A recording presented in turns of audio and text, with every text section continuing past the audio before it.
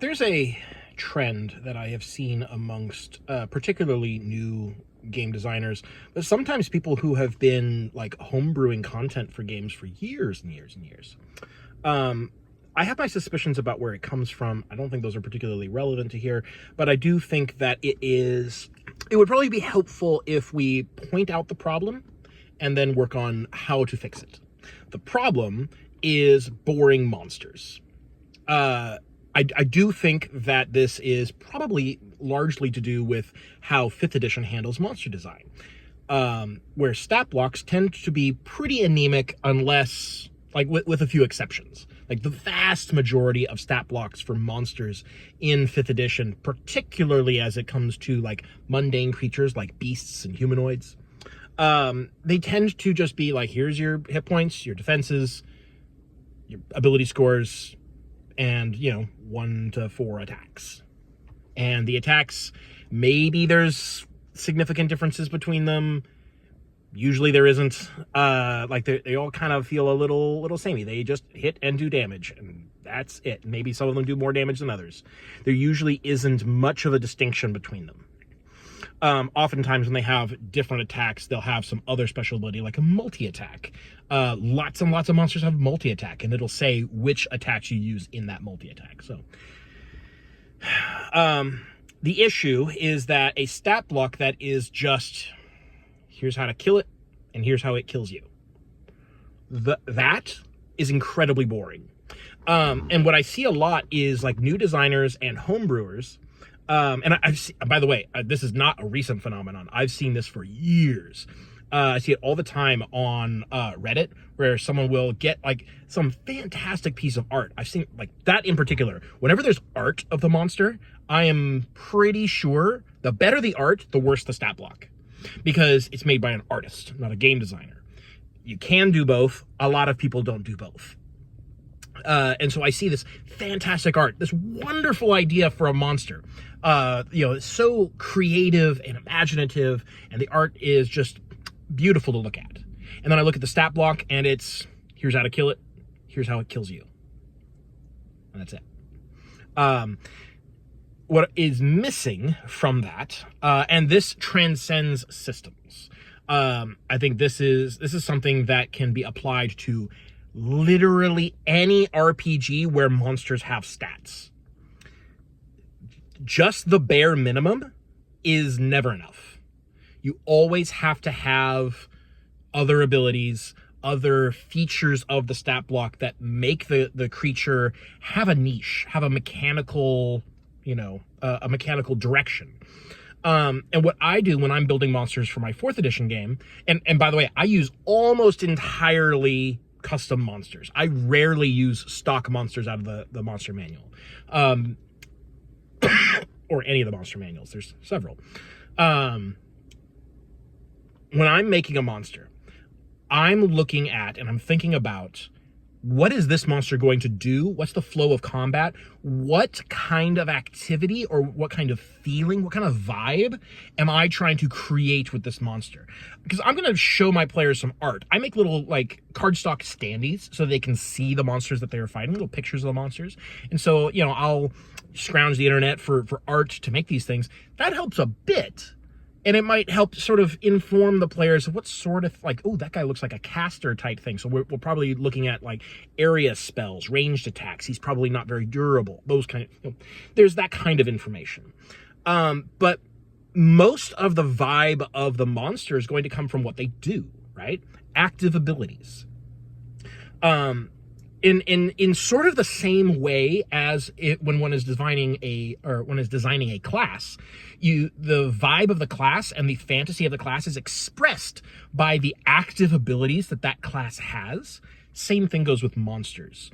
The players know the monsters by what they do, not how many hit points they have, not what their defenses are, not how much damage they do. Like, doing a lot of damage can certainly be part of the character's identity, the monster's identity. If a monster comes up and wallops a PC for, 50% more than any other monster has hit them for in the past, they know, oh, this guy hits really hard. We gotta, like, do something about that. Like, it creates a sense of urgency of a sort. But more to the point, like the monster needs to have ways of interacting with the players and ways that the players can interact with it. That doesn't necessarily need to be unique, but it needs to be special in some way. This can be difficult when you are dealing with things that are supposed to be fairly mundane but dangerous.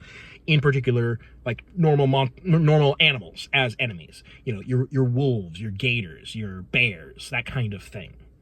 Because we tend to think of animals as not having any special abilities because they're normal animals. They exist in the real world. What special abilities could they have?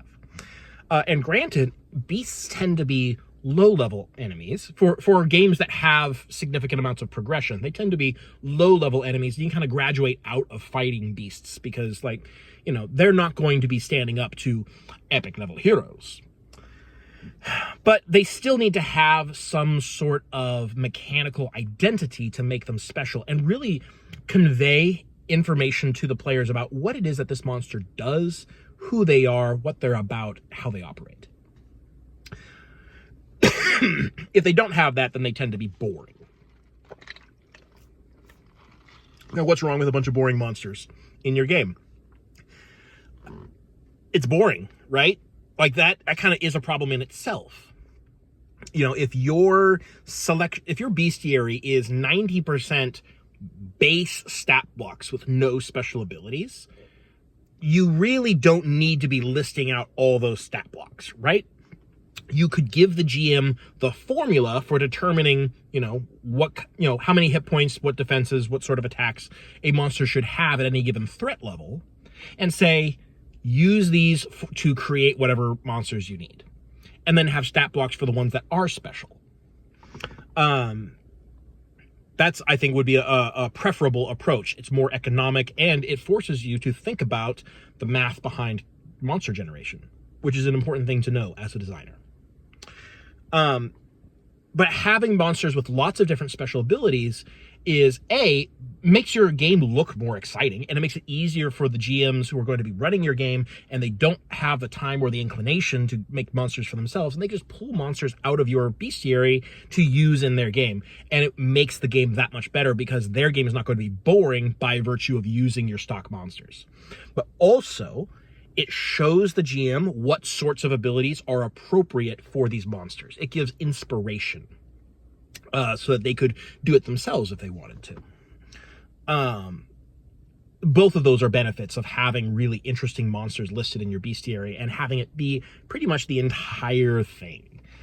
Is it ever acceptable to have a boring stat block where they don't really have any special abilities? They just have their hit points and their defenses and how much damage they deal. I suppose there is a place for that. In particular, I think there's one good argument to be made for that, and that is with cannon fodder enemies, where you're going to have lots of them on the battlefield. You don't really want to be adjudicating or administrating a lot of special abilities. If you have 20 of a type of monster on the battlefield, you do not need to be putting that much effort into each individual set of actions. So having these minion type enemies be boring is fine, because the interesting thing about them is how many there are.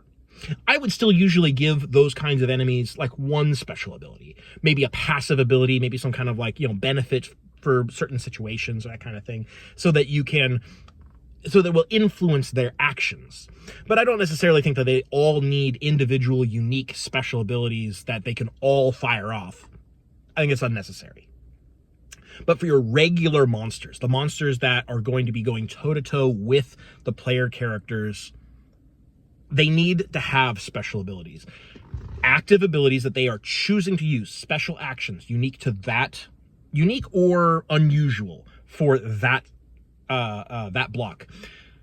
Passive abilities that are likely to be seen. You don't need to like crocodiles and alligators can hold their breath for, hours and hours at a time if they need to. Is that important to put in a stat block? Probably not. How often is that relevant to an RPG? You can put it in there if you want, just for a little bit of flavor. I think it's unnecessary. It's not relevant to the context of an RPG of going out and fighting these creatures. and it's something that that like a GM could intuit just from the it being a crocodile or an alligator, that kind of thing. But what it should have, like, you could do the death roll. It's like an iconic thing that a gator type creature does, right? So you would want mechanics for how to work that. Or like a bear, it doesn't just hit you and boom, I'm gonna hit you. I'm gonna hit you. I'm gonna hit you because this is my standard attack, so that's all I do. It raises up and slams down with tremendous, terrifying force. And so having a special like slam attack or a maul where it like grabs you and like flings you, that's a thing that bears do when they're fighting, when they are, not just like, eating or hunting. That's when they are defending their territory or defending their cubs or whatever. These are terrifying things that these monsters can do. Even as regular animals, wolves, their pack tactics are incredible. They are able, if you think about the kinds of prey that wolves are able to take down, much larger than themselves, by virtue of their teamwork, that's gotta be worth at least a mechanic or two, to represent the kind of synergies that wolves are able to, and like the coordination between them. That's incredibly unusual for animals. And so I think having some mechanics to address that is appropriate. Because if a wolf is just a base stat block with no special abilities, you're not communicating to it the pack nature of the animal, which is kind of core to its identity. And that's what you really want when you are designing monsters. Build mechanics that communicate to the players what this monster's identity is, how it's going to operate in battle, and what it is, what kind of thing it is. So I think boring monsters is a problem in 5th edition specifically. Has a lot of boring monsters. I think more than half of the official monsters out there are just boring, dry, base minimum stat blocks. And they don't really communicate a lot about what these monsters are supposed to do or who they are. And I think probably as a result of that, a lot of people have fallen into the trap of thinking that's enough. And I don't think it is. I think having nearly every monster in your game have special abilities that communicate these things is very important, particularly because these are the toys that your GM is going to be using. Why give the GM boring toys? No, give the GM good toys. Give them exciting toys. Give them interesting and fun toys for them to, throw at the players and watch them die. So, anyways, I think interesting and exciting monsters is better than boring monsters, and I don't think that's a particularly controversial take. So build better monsters.